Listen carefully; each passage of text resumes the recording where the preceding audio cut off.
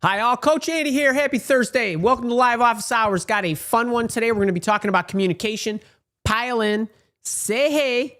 Let me know who's in the house. Let me know where you're watching from. I'm going to greet you and we're going to dive in because we got a lot to cover today. Let's see. Andy, what's up? Larry B, how you doing? Sharon, baby girl, Jack, David, McDoppert, what's up? Oh, in the OC with my family probably. Denise, I don't know what's that. Acom. Crimson, Trish Berry, John, and everybody else. Great to have you. Hopefully it's warmer where you are than it is where I am freezing cold. But hopefully your career's not freezing. That's what today's all about. Let's get you in order, okay? If you're a boot camper, make sure you let me know, or you're a leader. We got a meeting tomorrow, so hopefully you're going to be joining me for that. Put some question marks in front of your questions because we're gonna do some Q&A. I'm guessing you're going to have some questions about this topic, or your job search, or whatever it might be. Who's charged? Let me know you're charged in the chat. Okay. There is no faster accelerator or bigger drag on your career than communication. I want you to think about this for a second. There you are at the center of the universe. You've got your wisdom, your skills, your experience, and what stands between that and the value you contribute to the rest of the world. You have this wrapper around you called communication. It insulates you or keeps you inside, or it broadcasts you. That is what we're going to cover today. I want you to think about, I have coached many, many people. Most people do not have a message problem. They have a process problem. Most professionals are not unclear because they're not smart. They're unclear because they're trying to do too many things at once when they're communicating. If you are not sure if this is you, let's pause for a second. I want you to think about the last communication that you put together, the last email you wrote. I want you to think about the email, and I'm talking about something important here, meaning you were communicating something important, not I'm going to see you in the meeting room in 10 minutes, but something where you actually needed to report something, communicate something. Maybe you did research. Maybe you were making a recommendation. Got it? Okay. If you started the email and you just wrote it from the beginning to the end, that's bad. You were doing too many things at once, because there's the points you're trying to communicate. There's the organization of it. There's making sure they have the detail that whoever is reading it needs to have.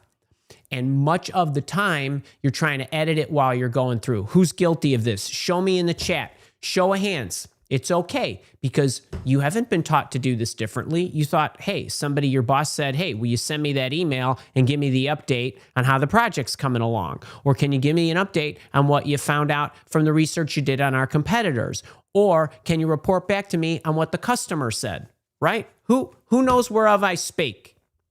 Who's with me? Who's with me? If that's you, don't worry. That ends today, because I'm going to be giving you the formula that I have been using for years to create every communication that I create. Emails, presentations, workbooks, talks in my leadership coaching, live office hours sessions like this, books like this, right? Doesn't matter the length. If you are interested in making sure that you understand how to craft excellent communication that is informative and inspiring and persuasive, today's for you. I'm going to give you what the formula is. I'm going to help you understand how to pace your way through things. We're going to walk through a detailed example so you could see exactly the evolution of what I'm talking about when you actually construct effective messaging. We're also going to give you some action items so that you can actually start practicing this today. Cool? Cool. All right. Let's get into the blood and the guts here. Okay. First thing I said, and I was kind of alluding to this as I started, you're building and polishing at the same time. Now, this is a simple way for me to tell you that you're doing too many things at once, but I want you to stop doing this. I don't want you to try to start the communication in the upper left-hand side of the page and then just try to write it and then clean the sentence and then write the next sentence. I don't want you to do this. This is too many things at once. And the other thing is, your biggest problem is, I want you to start thinking in these terms. Your biggest problem is you're doing too many jobs in one draft. When you are creating a communication of any kind, there's a number of sweeps that we need to go through. Each sweep does its own job. It has its own function in the communication. So I want you to start thinking in these terms. Am I breaking up the way that I actually craft my communication? So these are things that are going to get you started in the right direction. And I want you to start thinking about things in a layered approach, a layered build. I'm going to give you the layered build first. I'm going to walk you through an example from my life, but then we're going to get an example that might be a little bit more appropriate for you. And I'll show you some slides and we'll kind of walk you through how the text would evolve. So I want you to start thinking in terms of a layered build. Cool? All right. Let's get into the 9 sweeps. I'm going to give you 9 sweeps and how it works. All right. First thing, whenever you are creating anything, boss asks you for a status report, an email, you're creating a presentation for a client or a proposal, maybe you're trying to pitch it, or I write these workbooks that I give every month to my leadership crew. Anything that you write, first thing I want you to think of is I want you to outline the main points. You might laugh at this, but it is good to see the organization of what it is you need to communicate. Let's think of this in terms of the what. So when the boss says, can you give me an update? I don't want you to start writing an update. I want you to think about what are the components that the boss needs in the update. Literally do nothing but that. Get that in order first. I know this sounds remedial. It is remedial, right? How many of you actually do this every single time you're creating something of importance? Or do you just start writing it? And then you've got this silly stream of consciousness, and then you almost want to, you're halfway done and you want to apologize that it looks like a mad person wrote this because your brain is going in 18 different directions because you got a number of things up here that are creating stress and problems, and this one's yelling and you had a bad night's sleep and you got in a car crash on the way to work and the customer's yelling, right? Like, how many of you do that?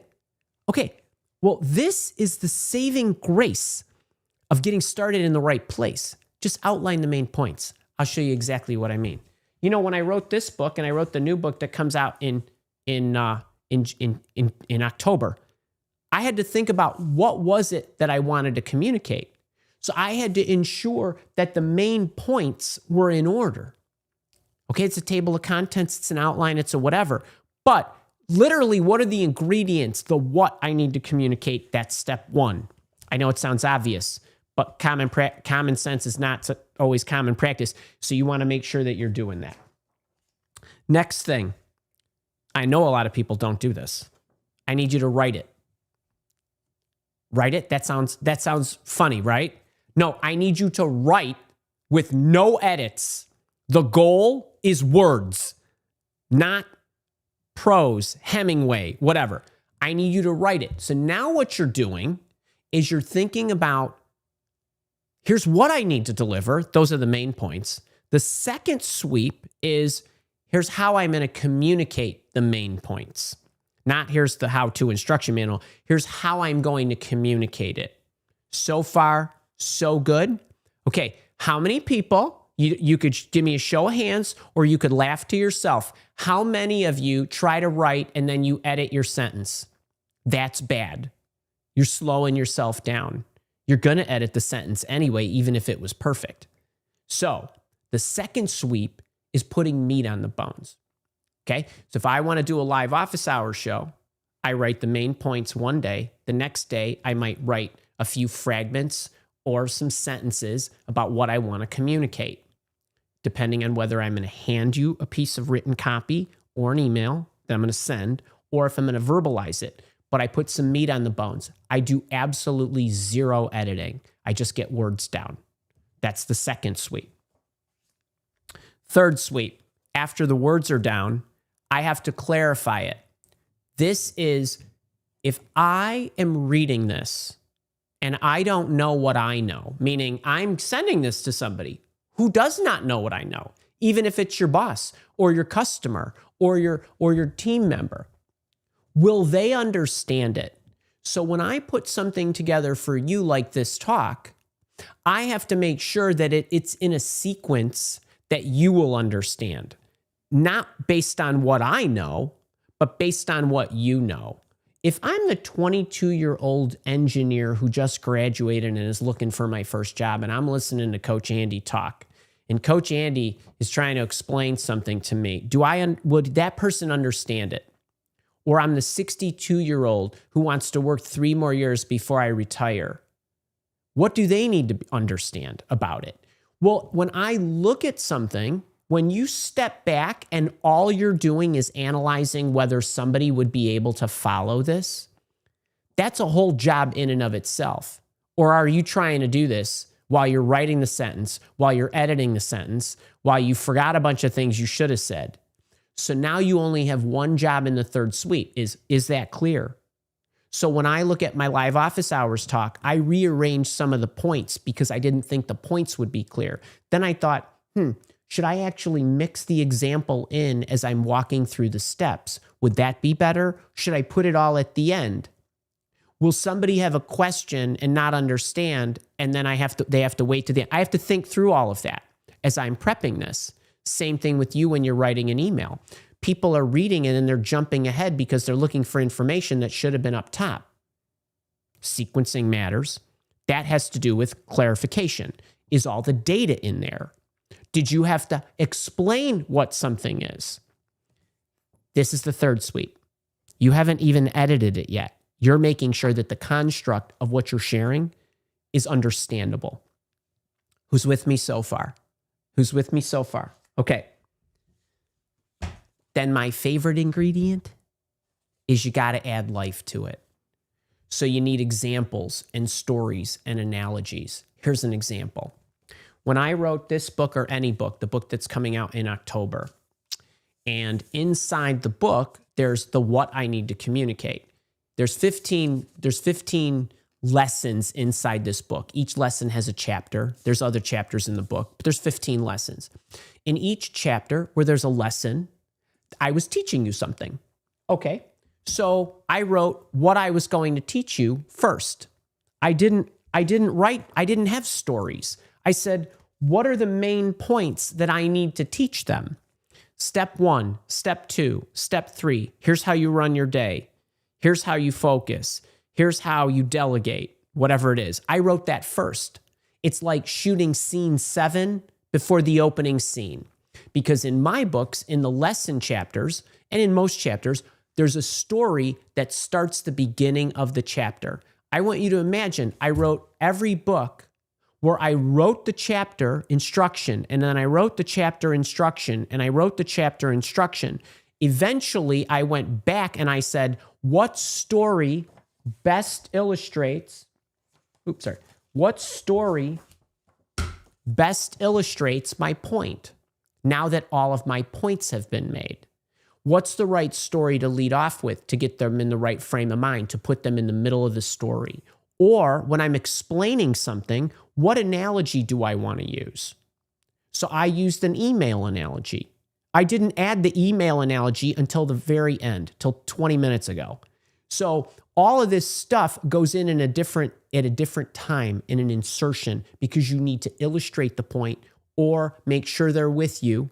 So not only is it clear, but you have an extra layer of clarity through examples. What do examples do? Number one, it makes people relate. It makes them digest it easier. But the other thing it does is it makes it easier for them to remember, and it makes it easier for them to implement something if you're teaching.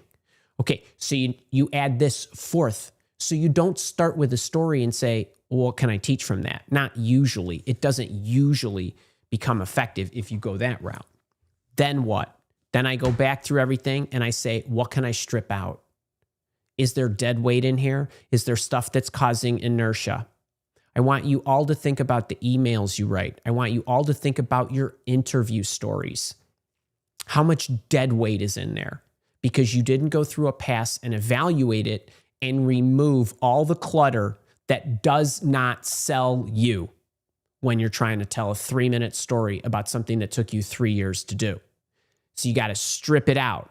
You have an exercise in doing nothing but subtraction. That is in and of itself the only job in that sweep. All right, so you're going to make it succinct. Then what are you going to do? You're going to evaluate it for motion or emotion. Why are you going to do this? Because I need them to act. I need them to be inspired. I need them to connect with the message.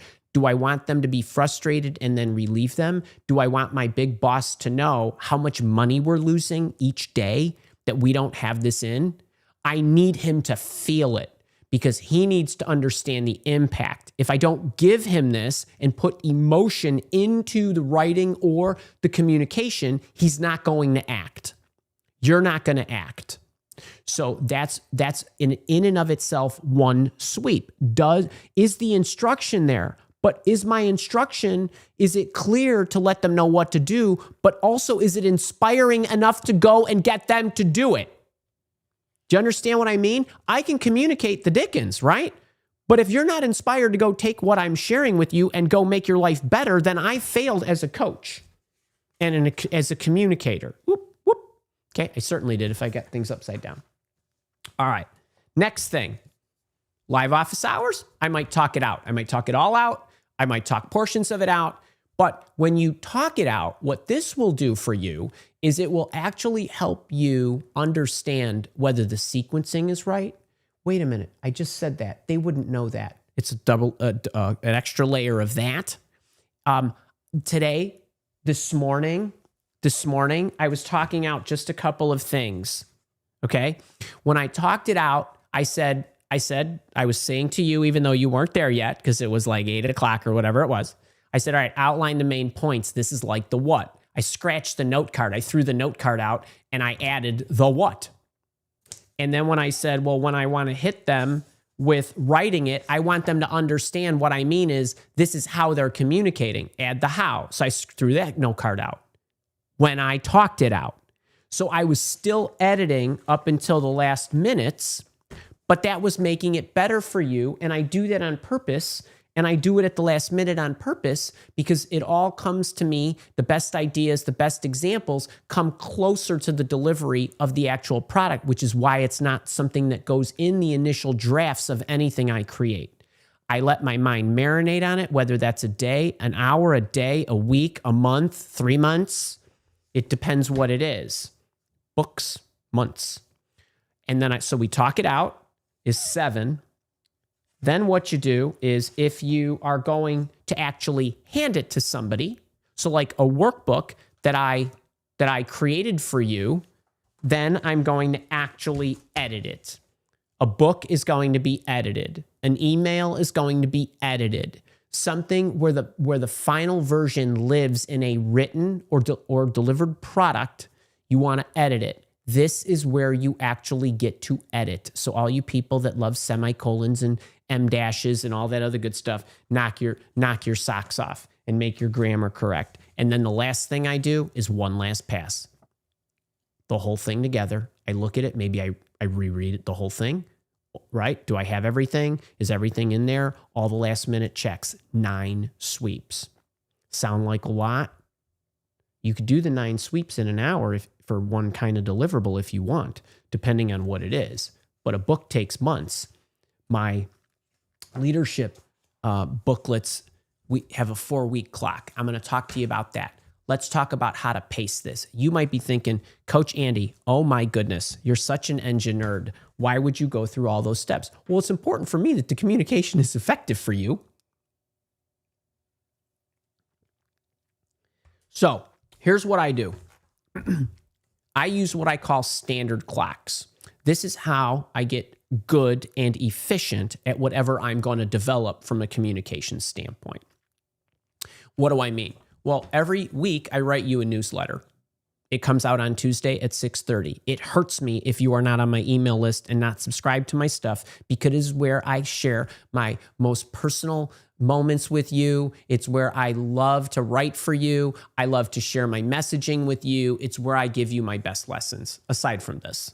Okay, So when I'm doing something, I have a clock. And the clock is dependent on what the deliverable is. So let me give you a couple of mine that you're probably familiar with. So I have a live office hours clock. I have a leadership coaching session clock. I'll explain what that is. I have a book clock. I have a newsletter clock. I have every different clock. You will have standard clocks for anything that you normally prepare. You might have a status report that's due every Friday. Your status report starts on Monday. It doesn't start on Friday at 10 o'clock when it's due at 11 o'clock. So here's what I do. Live office hours, 3.5 day clock. Here's how it works. So on Monday, I outline the main points. Now you might say, well, geez, Coach Andy, you know the 9 steps of the method you're gonna teach me. What do you need to outline? Well, first thing is I got to open up with, I need to get them excited and I need to give them an analogy about how what they're doing is broken. They may not know it's broken. And they might be wondering, why am I not getting the promotion? Why am I not getting the pay raise when she doesn't know nearly as much as I do? Okay, maybe your status reports stink. I don't know. Okay, well, I got to open up with something. Then I want to let you know what is it I need to share with them. What is it I'm going to teach them? Then I need to teach them the 9 steps. Then I need to make sure I tell them how to pace themselves. Then I need to show them an example. Then I need to give them their homework so they know what the hey to do. Okay, well, I wrote that out on Monday, 3 days ago. On Tuesday, that took 10 minutes, not too long, and I let it sleep. On Tuesday, I had a little time on my calendar, like 30 minutes. Hold on. Come here. Let her in. Let him in. Go on. Daddy's working. Come on. On Tuesday, I had 30 minutes on my calendar where I said, okay, I got the main points. Let me write down a little bit about what I want to communicate within each of the different areas. So I did that on Tuesday. And actually, it took me less than 30 minutes because I could write in fragments because you're not getting a written booklet today on this, right? So I did that on Tuesday. On Wednesday, I actually went through another 30 minutes. I clarified it. I said, what example do I want to give them?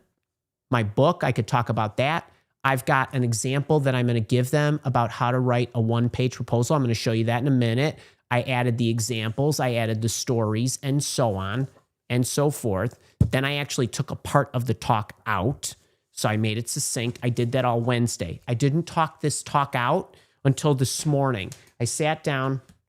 I went through some things around 8 o'clock. I said, let me talk through a couple of the points just to make sure the flow is there. I rearranged the note cards like I said. You get the idea. And then I'm here at 11 o'clock with you and I'm delivering it. I have a leadership coaching program. Every 4 weeks, most of the time, it's literally every 4 weeks. Sometimes it's 3, sometimes it's 5 when holidays interrupt or whatever. It has a 4-week clock.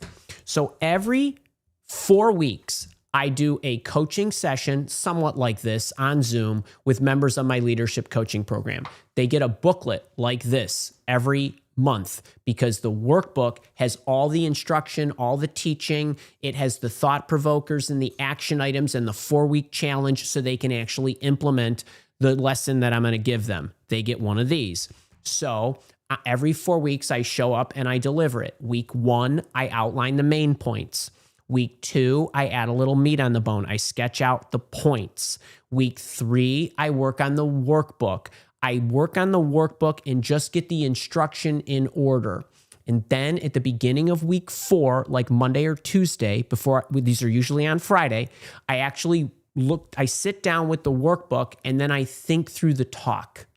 I think through the talk and I say, what story can I tell them here? What's the analogy I want to do here? Wait, there's an exercise I want to talk with them about during the discussion here, and I'll make a note. Thursday comes around or Friday morning before I'm going to deliver it, I might talk through some things. Some of the teaching I know cold. Some of it's newer teaching that I need to practice a little bit more. 4 weeks, standard clock. What about a book? Well, a book is, I've written 5 of these now.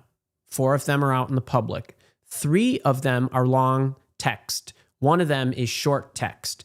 The 3 long textbooks that you might be familiar with, Interview Intervention, the Hiring Prophecies, and the Zebra Code, are long form texts, meaning they're book style.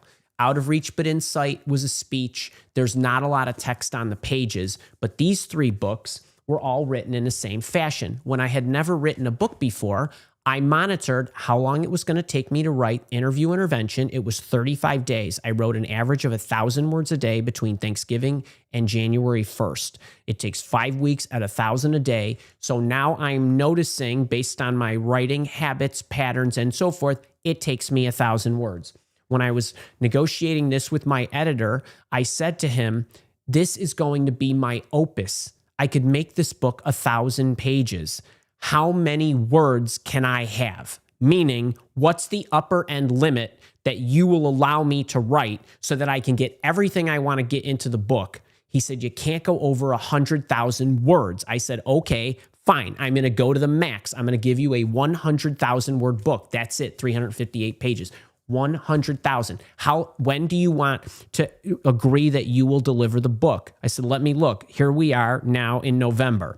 I'll start in December right away. I want 100 straight days to write the book. That's 100,000. I want a month because I'm going to need to go through edits, clarifications, and come up with the appendix and the examples at the end.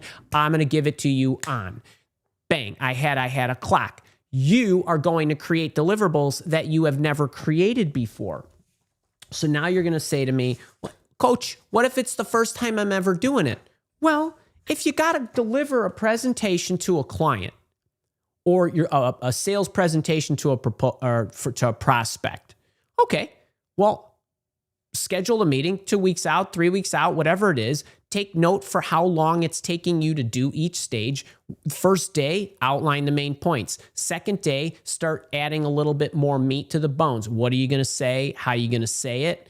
Next day, what are all the rebuttals they might have? Add those to the pile. Wait, you need real life examples. Here's how we helped your competitor generate 50% more revenue in the first year. Great. That's an excellent case study. We're going to add that in at the end. Maybe you're going to open that with, hey, I'm going to give you the same formula we gave your competitor who now generates 50% more.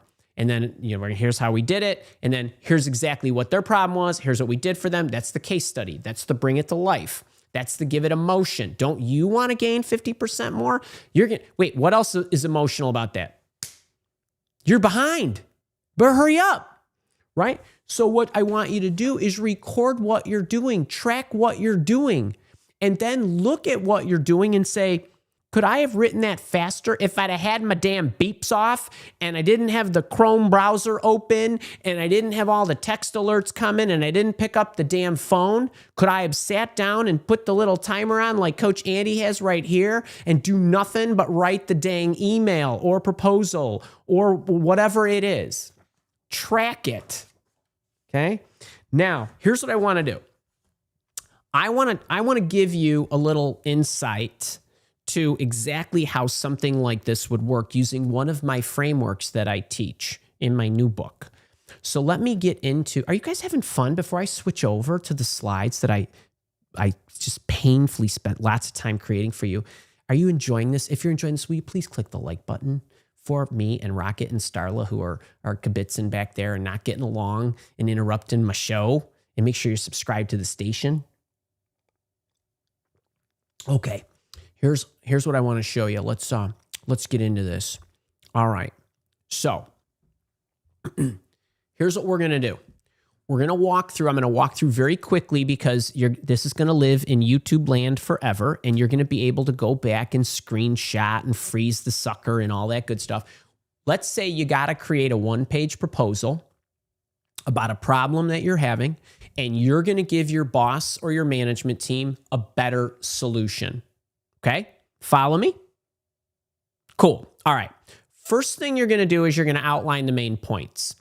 I have this technique for something like this. It's called problem, cause, solution, and benefit. And I can't stand when PowerPoint does that to me. I don't know why it does that.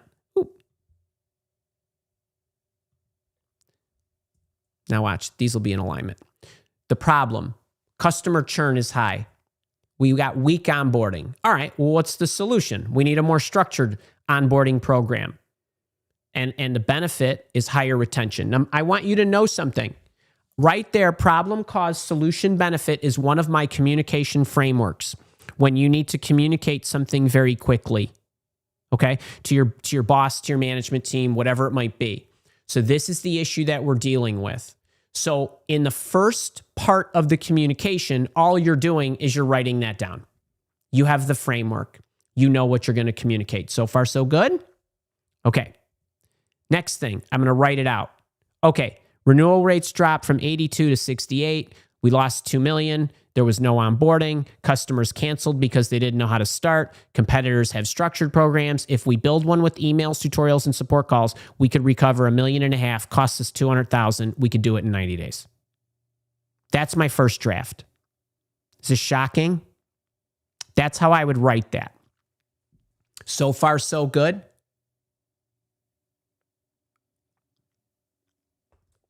Cool. Okay. Next thing. Well, I got to clarify it. Customer retention's dropped in the past year, costing $2 million. So now I'm going to get it really clean. The main reason is weak onboarding. Competitors guide customers with tutorials, follow-up notes, and personal check-ins. Okay, it's a little bit more clear. We propose launching a similar program within 90 days at a cost of $200,000. If successful, retention returns to prior levels, recovering $1.5 million annually. Would we agree that this is clear? Just about anybody could understand that. And so far, that has most of the information that my boss or their bosses would need. Great. Now, I want to add some life to it. How would I do that? Let's look in the part where I say, one customer said, I wanted to use the product, but I didn't know where to start, so I canceled after a month. Isn't that much clearer? Doesn't that hurt a little more by something specific? Okay. Our competitors avoid this leaky bucket problem with structured onboarding, including tutorials, follow-ups, and live calls. You get the idea. I didn't have to roll that in all right away. And that's not the centerpiece. That's the piece that substantiates my main dish. Follow me? Okay. Then I might strip something out, peel something out. I didn't like what I stripped. I think it needed to be more robust. Now I want to add emotion to it. Same kind of content, same kind of customer story, but now I'm going to make my boss hurt. I'm going to make him hurt because I need him to act, and I need him to understand that every month we wait, we lose another $500,000. We need to act now. That adds emotion.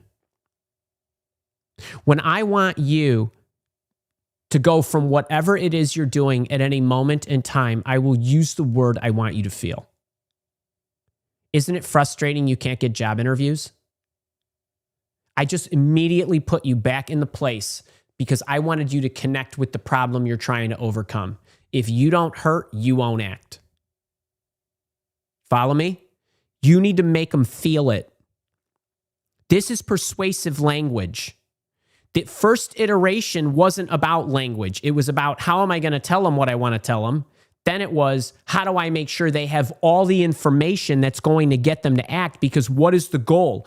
Your goal in a communication is not to communicate.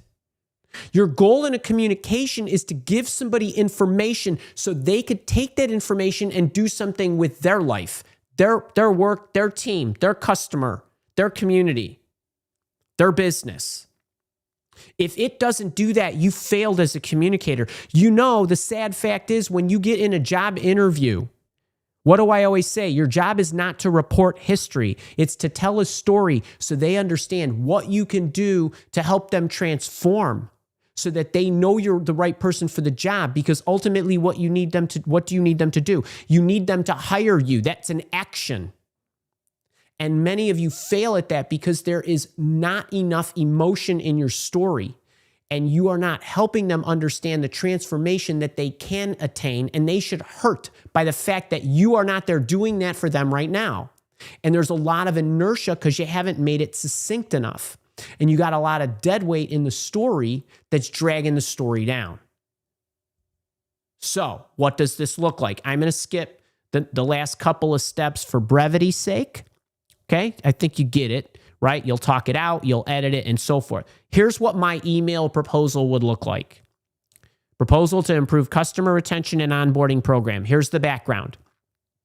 Customer retention has dropped 82 to 68, $2 million in cost. Main reason is weak onboarding. New customers get a single welcome email, then little support. One customer said, I want to use the product, but I don't know where to start, so I canceled. Okay, what are our competitors doing? Here's how far behind we are. Our competitors guide customers with tutorials, follow-ups, and live calls, which helps people adopt the product faster and stay longer. Awesome. Here's my proposal. Launch a structured onboarding program within 90 days. Give them 5 welcome emails, guided product tutorials, and let's offer them an optional support call within 30 days. It's going to cost us $200,000. Every month we delay costs us $500,000. If we return retention to the prior levels, we can get $1.5 million back annually and strengthen our customer advocacy. And we need to act now, and we can get it done in this quarter. You see how that goes? Okay, I know I went through that example quickly, but the point is you got good old Coach Andy's replay that you can watch anytime.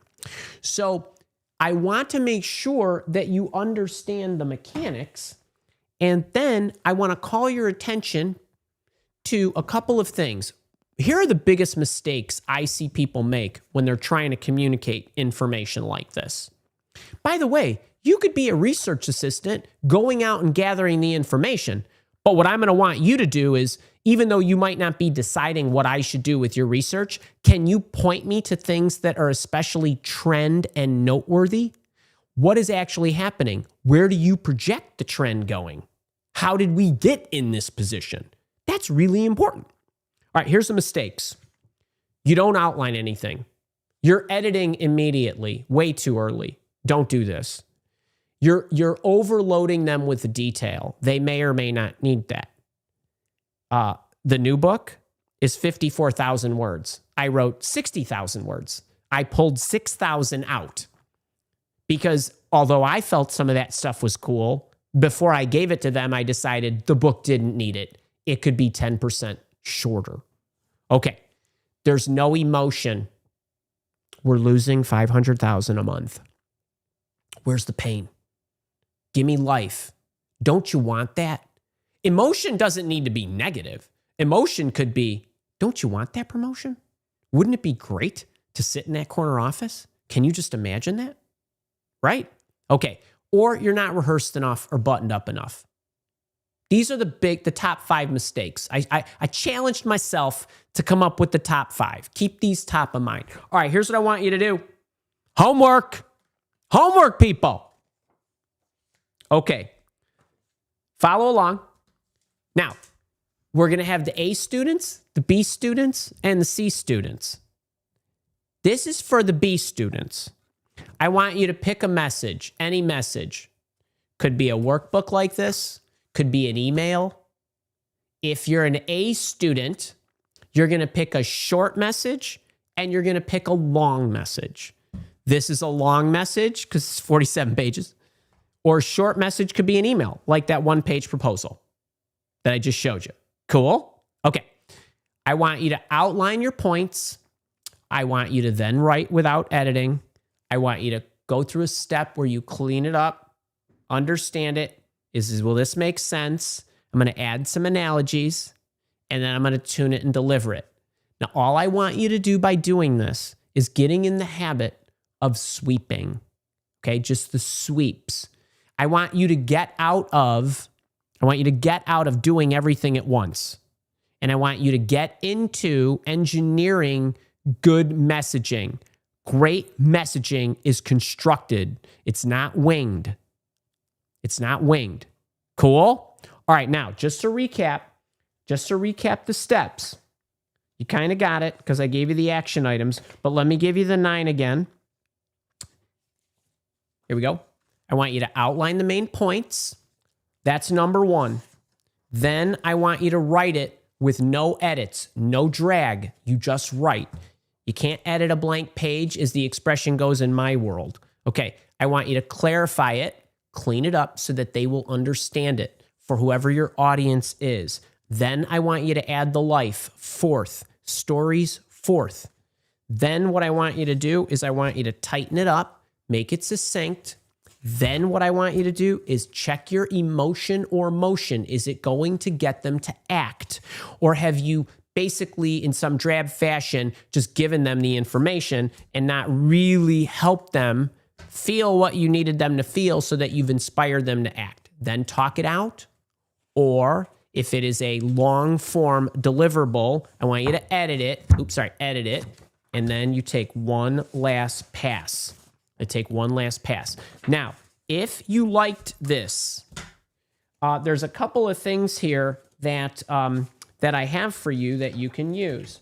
Now, the new book that comes out in October, which is not available for pre-order yet, but will be probably next month, is going to have a lot of information about this. Not just how to construct, but what I haven't given you today is what goes inside, the information that goes inside to persuade anybody. So there's the architecture of the content itself. The other thing is, for those of you that are familiar with the Zebra Code, if you don't have this book, you can grab it from me. There's no shipping charges. I will send this to you for less than what it costs on Amazon right now, and I'll ship it to you anywhere in the world. No shipping charge. Just you pay some percentage of what the retail price is, but it's pretty good. You can get this from me, or you can get it from Amazon. If you're outside the US, many of the Amazon sites have this. And some of them have paperback versions, but most of them have hardbound versions. Inside this book, in chapter 13, it's called Crafting Compelling Messages. It's a wonderful chapter, a lot of detail on what I shared with you today. A little bit of a different format, but still very, very detailed on that. Additionally, I have a coaching session inside my leadership library about creating compelling messages. If you're interested in my leadership coaching program, I'm going to give you a quick couple of minutes on that just to see, just so that you know what's available and what we're going to be doing this year. But if you are watching this on a recording, I will see you next week. If you're here with me live, we're going to the chat and we're going to the Q&A.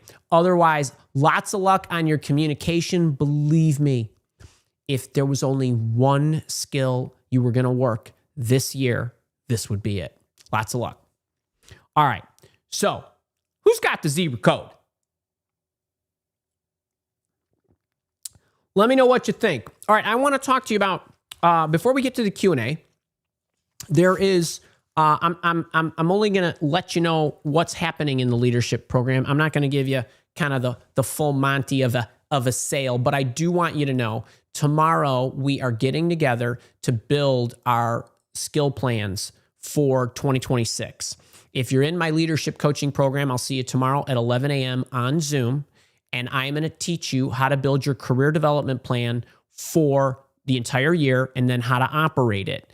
It's what I do every January in this program because I want to make sure you're charged up and you're getting your career skills built. The leadership coaching program is like the Zebra Code live. It's the structure in the leadership coaching program is very similar to the way I lay out the Zebra Code. And there are 3 different ways that you can join the leadership program. But this is about a monthly membership, or you can pay annually, or you can, or there's another option about you figuring out what skills should I build. How should I build them? Getting the instruction, getting the challenges and the practice to actually groove it. It's about improving your communication. It's about improving your organization. It's about improving your relationship building and a host of other things. There's over 100 previously recorded that we did live because I've been running this program since March of 2019, and every single lesson is aimed at helping you improve your career skills so that you can get more out of your career, more advancement and more enjoyment. Now, what I've done recently as of December is I've completely restructured the way you can join the program. All I'm going to share with you today are the different options if you're interested. And all I'm going to do now, Kara, maybe can you do me a favor and drop the leadership page in the chat and maybe pin it Let's just run through this very quickly. It is about career growth. So I know a lot of you know me from the job searching side of my curriculum. I have a job searching program and I have a leadership coaching program. This leadership coaching program is what I'm sharing with you right now. There's monthly live sessions that you can join me every month on Zoom. There's a huge library. Everything comes with workbooks and challenges. Select packages can have access to Andy AI, which is my digital career clone. It's been trained on all of my teaching and keeps up with everything that I do, whether it's in my premium library or my public access. There is a leadership community as well. There are 3 different ways that you can engage in the program. There's what's called the Zebra Code career track. If you're not familiar with the Zebra Code, it's the book I was mentioning here. This book highlights the career building methodology that I have created, as well as cited 15 different lessons for you to actually learn how to build the skill as well as practice it. And I also teach you how to put a career development plan together. This is an opportunity for you to join and keep this program if you'd like, if you enroll in the Zebra Code career track. If you're interested in what's inside it, just click here and there's a page dedicated to let you know this is going to be released for you in the first month. You will get a skill building development lesson. You will understand how your career skills are going to influence your finances. And then in the first month, we're going to teach you focusing, self-awareness, and forming habits. You're going to get all of those within the first month that you join. Then each month after that, you're going to be getting a lesson that coincides with a chapter in the Zebra Code book. These are live lessons that I've taught my leadership members in previous years. There's planning and running your day. There's confidence. There's empathy. There's trust. There's networking, communicating. You're actually going to get a handful of lessons on that. The crafting compelling messages, very similar to what I taught you today. And there's some other things, coaching, mentoring, delegating. You get the idea. This is a one and done. It's $249. You get to keep that for life. But there are other ways to join the membership. This year for 2026, I have what's called a communication and influence track. That is the theme of the monthly coaching that I'm going to be doing from January to December this year. So if you're interested in what I'm going to be teaching, you can click the link there and I'm going to go through everything. Tomorrow, I'm meeting with them on Zoom to build their skill plans. In February, we're going to be talking about tuning your internal signal. So you cannot communicate effectively if you've got a lot of noise going on in your head. I'm going to teach you the mental discipline to eradicate that and get completely clear. Then I'm going to teach you external evaluation. How do you read the room? How do you know what's going on before anything happens? Then I'm going to teach you the practices of making sure that you are tuned immediately before you write or speak or present. How do you get the most out of the interaction? By being ready. What do you do in advance to make sure that you are an awesome communicator? Then you got a taste of this today. Message construction. What's the mechanics and the formula to build the message? And I also alluded to this, the architecture. How do you actually create persuasive arguments? There's a whole session dedicated to all the different frameworks. There's 6 or 7 of them that I've highlighted in the new book that I'm going to be teaching. That's June. On July, we're going to teach you how to be succinct. So how to say more by saying less. We're going to talk about verbal cadence, presence, and all that in August. Body language in September, whether you're in person or on the camera. Influencing without authority. Everybody works for some type of organization, whether it's matrixed or you're working with people who do not report to you. You do not have authority. How do you get even your staff or your peers or your boss or your clients or your customers? What kind of language do you use in order to get them to act? That's a really, really great session. And it's a real problem for most people because they don't sound very authoritative. And you could be authoritative without being bossy. Then there's building trust. How do you do it in advance and how do you do it during? And then there's also story sharing. All of the people who join this communication and influence track or join on the membership for $299 not only get all of that and you could come to all the lessons, but you also can have the Zebra Code career track as well. We will facilitate that with you. We will guide you through that training as well. So if you like all of it, you like the zebra code and you want to get in on the communication stuff, the Leadership Core membership is for you.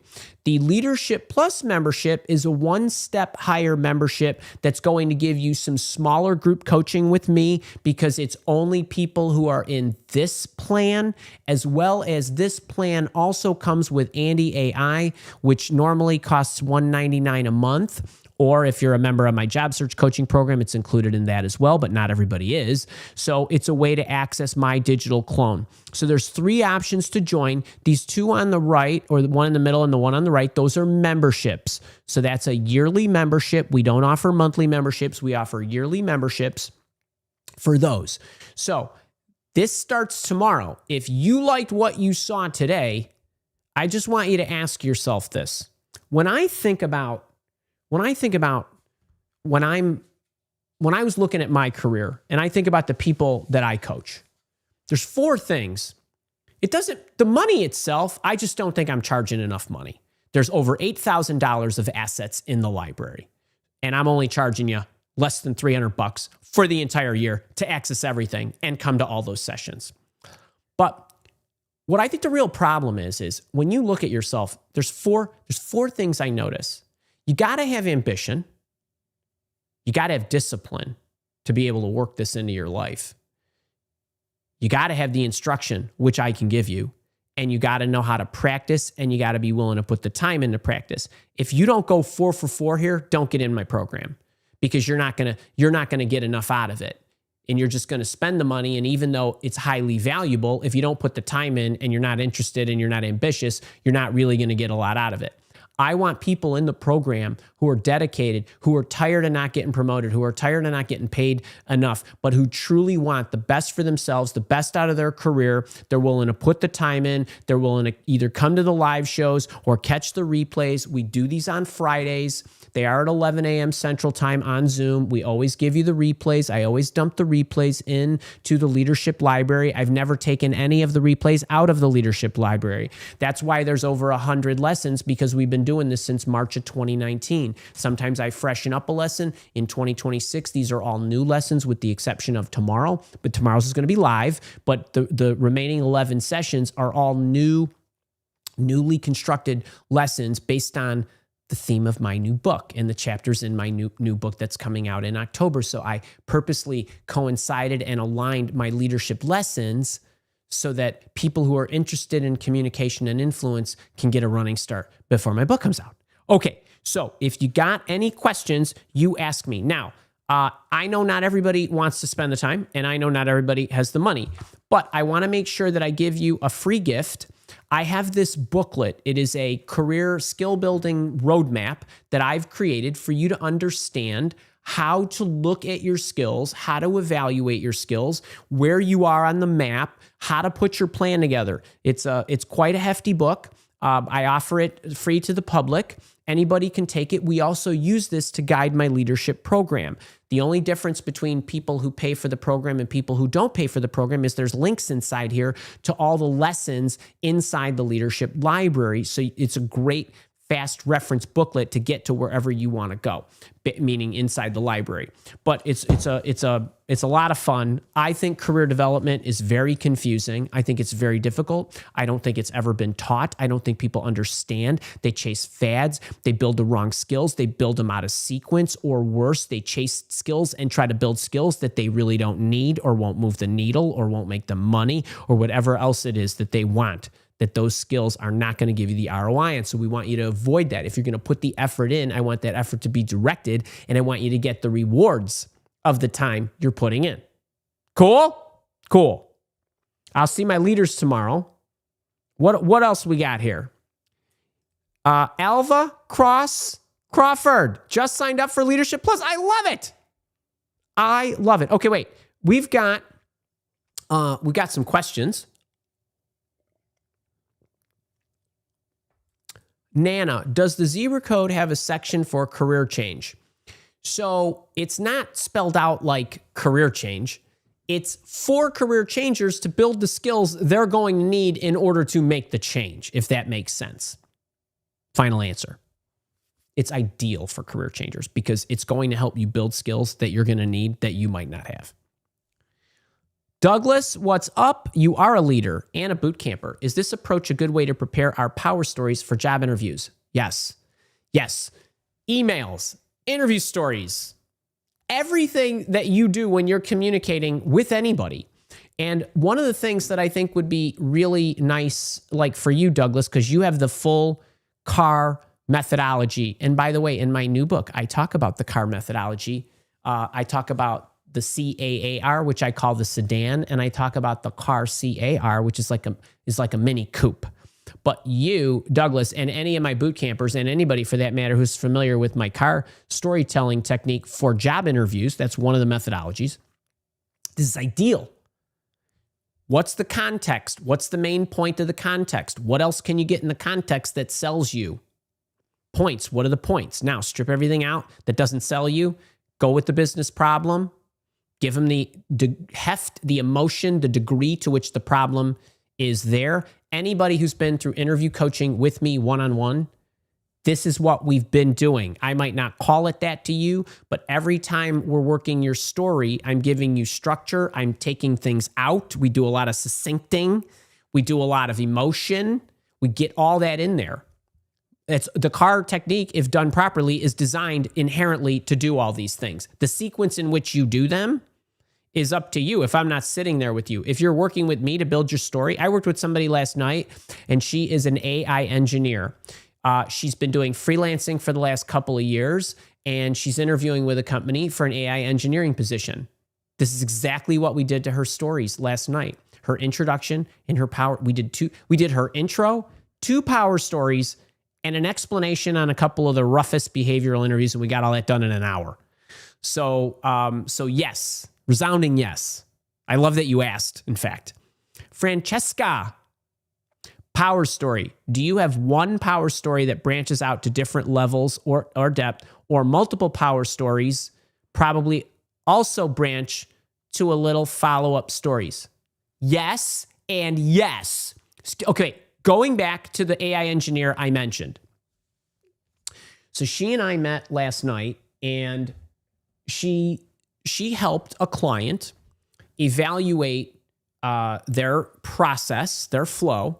There was a number of things that were inefficient about their current technical platform.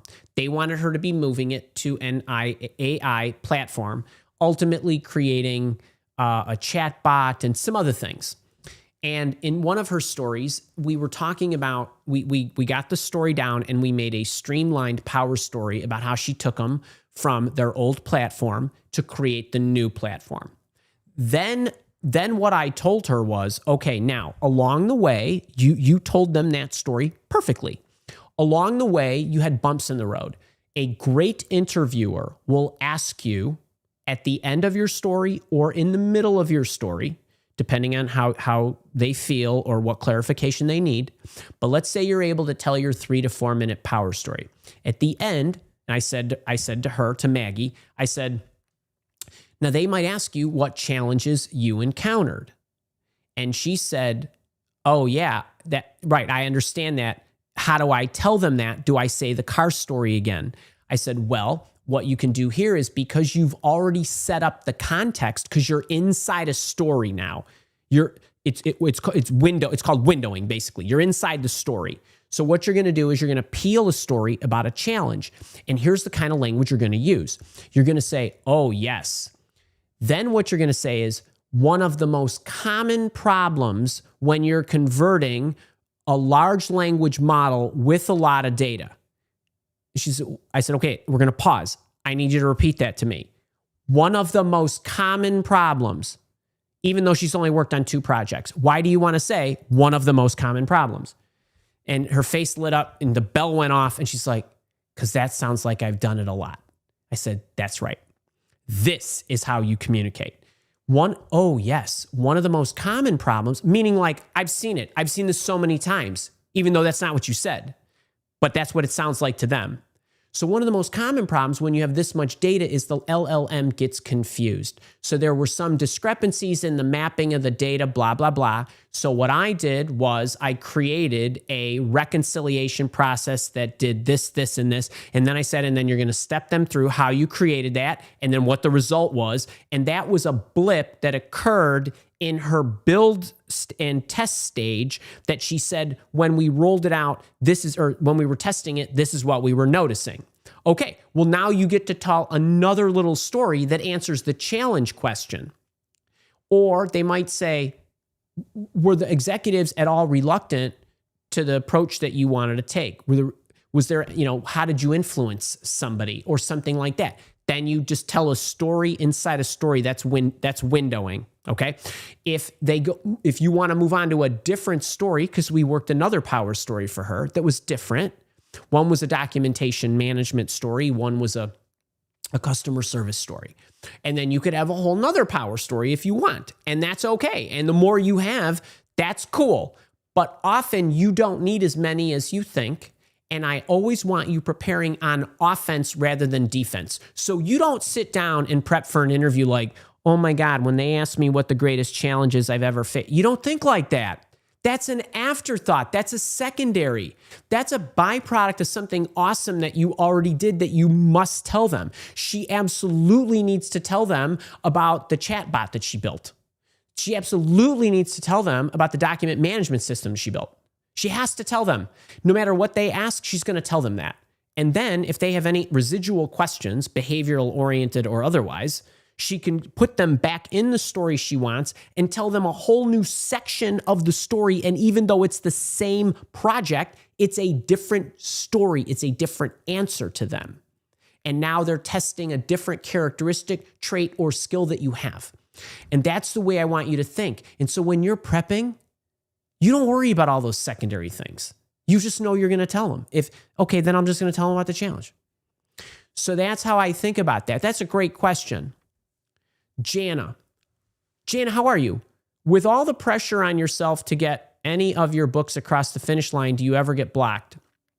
So number one, I don't put any pressure on myself. I give them a date. I never get blocked. Literally never, zero, not ever, but let me tell you why. Ready is not a feeling. Ready is a date and a time and a deliverable on a calendar. My clock says you show up 5 a.m., you're writing. 4:30 a.m., you're writing. That's it. There is no I'm creative or I'm not. It's boom. It says 11 a.m., you show up. It's live office hours. It doesn't matter how you feel. Get rid of all your noise 10 minutes before. Make sure your signal's tuned. Make sure you give them a great show. You're ready because the calendar says you're ready. When I write, it says manufacture 1,000 words. At all costs, the 1,000 words will be generated.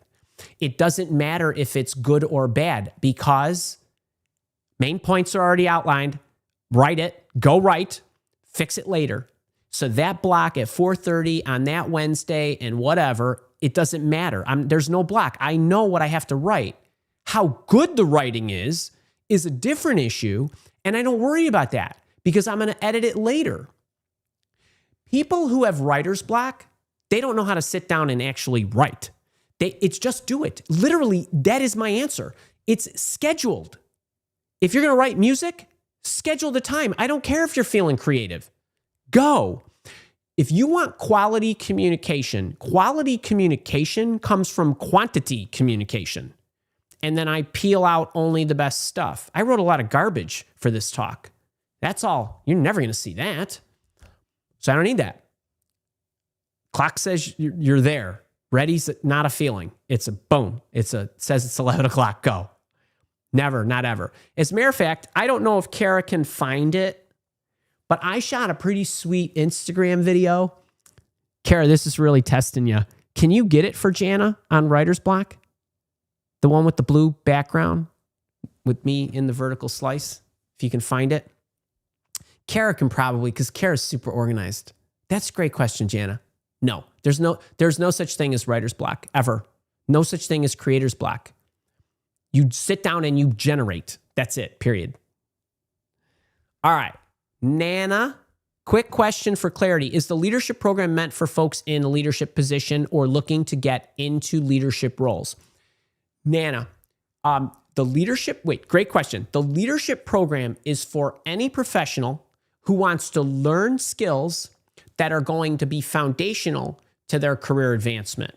It teaches you everything from focus, empathy, trust, organization, planning and running your day, all the way to generating creative ideas, everything in between, delegation, coaching and managing people, managing yourself, negotiating your pay raise, your performance review, setting your goals, building relationships, managing people. It's a lot of communication. So what I say is it's for people who want to build career skills to help them become leaders. But it's for any level of white collar professional. And you will create your own playlist of lessons based on what skills you need to build. And I'm going to teach you how to select that tomorrow.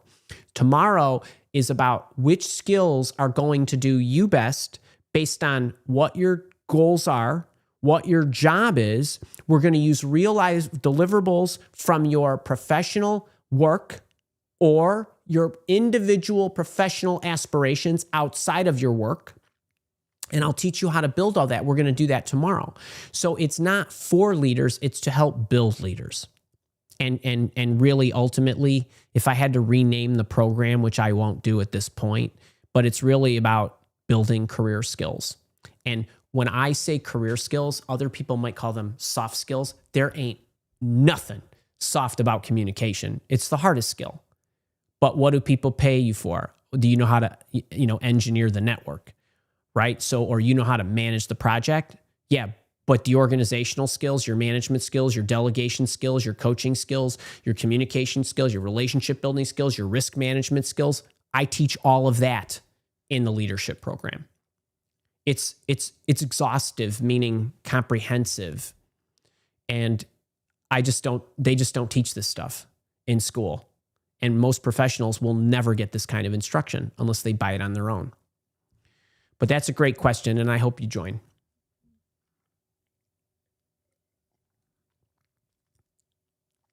Well, collaboration is a completely different skill because there is actually, I'm not sure what that, Acme Crimson, there is an actual collaboration lesson inside the leadership coaching program. Collaboration is a facilitation skill that there's prepping and what you would do. There's the engagement itself, and then there's whether you're facilitating the session. There's actually a lesson on the facilitation as well. But collaboration has a lot to do with, number one, you understanding the goals, you understanding the ideas and solutions, the interaction and the working together in order to actually come up with the best ideas. There is an empathy component and skill that understands what that person might be going through, their belief template, their experience. Disagreements at work happen because of different experiences, generally not because somebody doesn't like you. It's because they've lived a different life and experienced the world differently than you. Okay, well, collaboration has all of these things that you need to understand and work on. I wouldn't call collaborating on developing content. I wouldn't try to use this formula if I got 5 other people I'm collaborating with. I'm going to use a completely different construct, which is a totally different lesson. However, there are steps and similarities to some of the things you're going to do. So as an example, and I do think this is a fantastic question. If I had to take my 9 steps and I went into a collaborative session, I'd say, okay, we're going to collaborate on how we build the product. What does the product need to have or do? Main ingredients. Great. How is the product going to function? Okay, second thing. Will somebody who doesn't know how to use this, is it idiot-proof? Can we have videos to show them how people are using this in real life? Are there any features that we need to take out?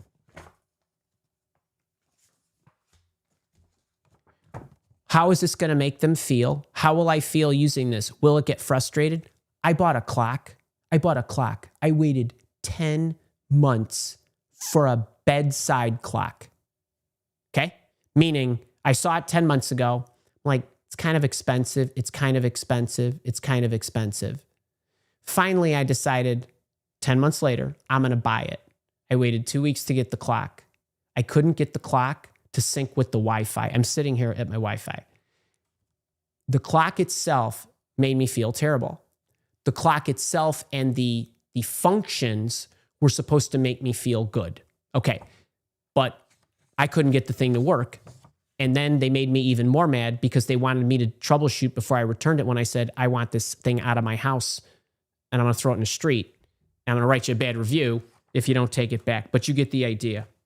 You could talk it out and reason, and talking it out might be, have we thought of everything? You follow me? Edit the design and so on. So there are analogies, but I have a whole construct of collaboration. That's a separate lesson. Facilitation, if you're the one facilitating, how to do that.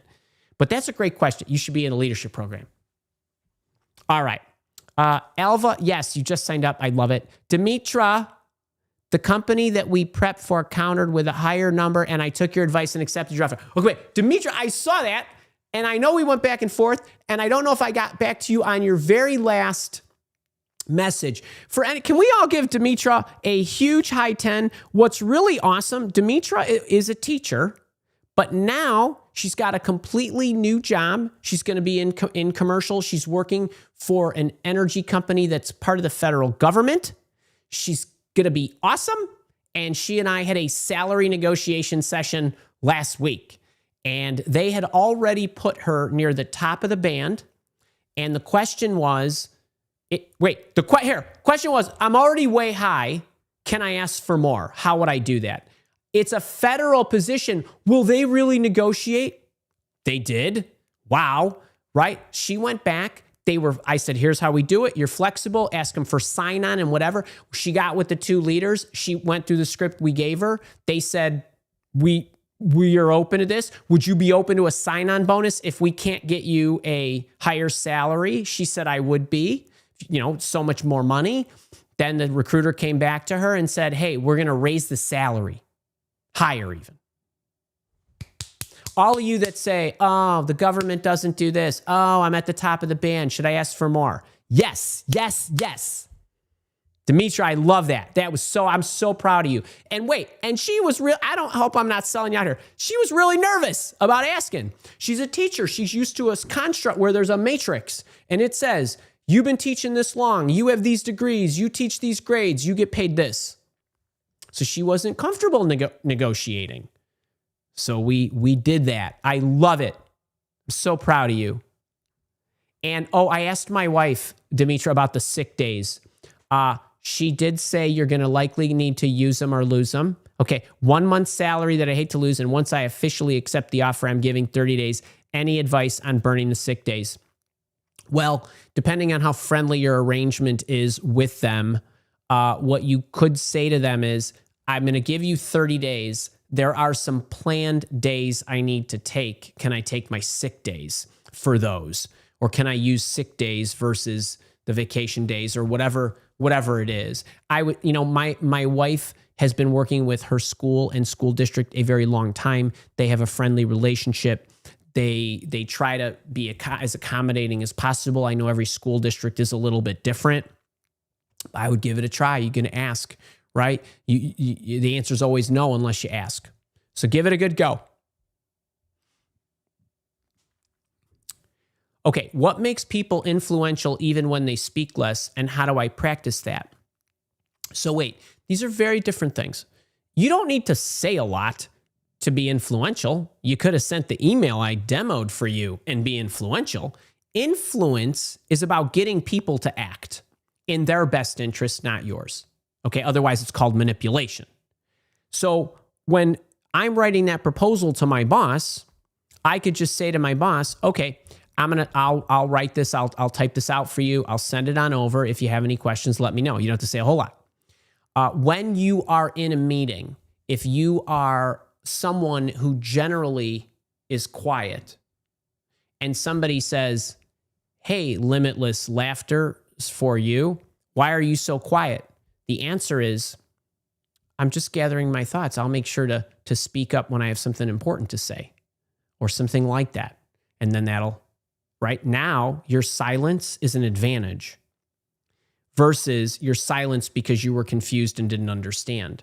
I'm gathering information. That's an exercise and a skill. I'll speak when I have something important to say. That's you being judicious and respectful. You don't need to talk a lot. Wait, so what's really funny?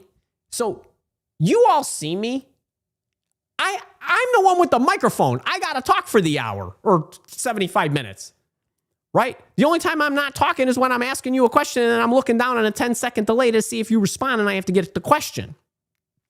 But I am such an ambivert or whatever you want to call it because when I shut down, I need to recharge. And so, in a professional meeting, I'm only going to speak when I have something smart to say. And you don't need to talk just to hear yourself talk. I talk because I want to teach you and I want to help you. But I am not an extrovert in that regard because it's draining to me. It is. But my mission to help you supersedes my internal persona. So that's going to win out all the time. All the time. The mission matters more. So I hope that helps. VForm RH, thank you, Andy and Kara, you're always welcome. I love that you are here. I love all of you that are here that spend time with me, whether live or on the recording. I will catch up later as I'm navigating 2 offers right now. Love it. Struggling mighty too. Thanks, Andy, for all the advice. It is paying off. Lots of luck. I love that you shared that. And to every one of you, don't think that words like that don't matter to me. It means the world. It's helpful to know that what I'm doing makes a difference. I have faith that my words will echo in places I will never visit. I have faith, but it's always nice to hear the echo. It's always nice. All right, listen, I got to get going. I got stuff. I got to prep for my leaders tomorrow. I know it was really fast. I ran you through that leadership program. If you're at all interested, this is free. This booklet is free. Grab this booklet. If you got any questions about the program, email us at support@milewalk.com. I would love to have you in the program. It is a ton of fun. We're meeting, we're meeting, not only are we meeting tomorrow, but then I think we're meeting, I don't know, Kara, I don't see the next leadership date. We got to get those on the calendar because I believe we have them all. But I think we're meeting in a couple of weeks. Maybe it's